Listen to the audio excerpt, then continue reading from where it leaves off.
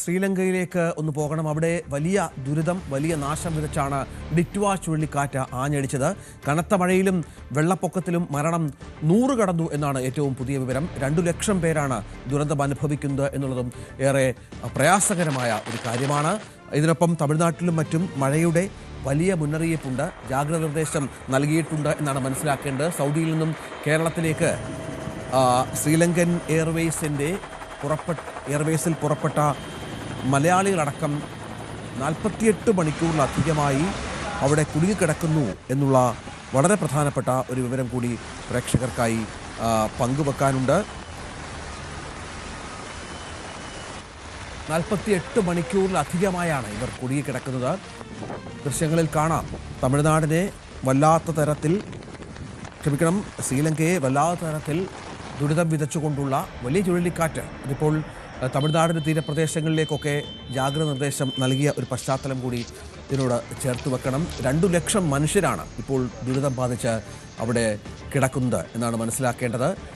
കേരളത്തിലെ 5 ജില്ലകളിൽ yellow alert പ്രഖ്യാപിച്ചിട്ടുണ്ട് എന്നാണ് മനസ്സിലാക്കുന്നത്. തമിഴ്നാട്ടിൽ തീരപ്രദേശങ്ങളിൽ വലിയ ജാഗ്രത പുലർത്താൻ ആവശ്യപ്പെട്ടിരിക്കുന്നു. നമുക്കറിയാം, ശ്രീലങ്കയൊക്കെ മത്സ്യമേഖലയൊക്കെ സജീവമായ ഒരു സ്ഥലമാണ്.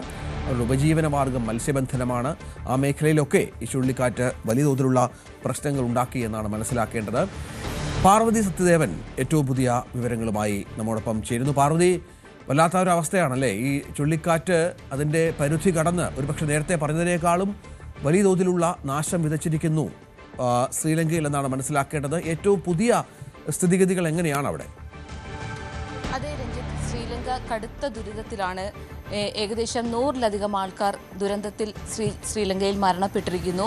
ഒപ്പം തന്നെ മണ്ണിടിച്ചിലും പ്രളയവും വലിയ നാശം വിതച്ചിട്ടുണ്ട്. നിരവധി ആളുകൾ മണ്ണിനടിയിലാണ്. വീടുകളും അടിസ്ഥാന സൗകര്യങ്ങളും അവർക്കില്ലാതായിരിക്കുന്നു. ശ്രീലങ്കൻ ഭരണകൂടം ഇവരെ പുനരധിവസിപ്പിക്കുന്നതിനും അല്ലെങ്കിൽ രക്ഷാപ്രവർത്തനത്തിനുമായി കിണഞ്ഞു പരിശ്രമിച്ചുകൊണ്ടിരിക്കുന്ന ഒരു സമയം കൂടിയാണ്. ഇതുവരെ മരിച്ചവരുടെ എണ്ണം 100 കടന്നുവെന്നാണ് മനസ്സിലാക്കാൻ കഴിയുന്നത്. ഒപ്പം മണ്ണിനടിയിലായി നിരവധി പേരെ കാണാതായിട്ടുണ്ട്. 2 ലക്ഷത്തിലേറെ പേരാണ് ശ്രീലങ്കയിൽ ചുഴലിക്കാറ്റ് മൂലം ദുരിതം അനുഭവിക്കുന്നത്.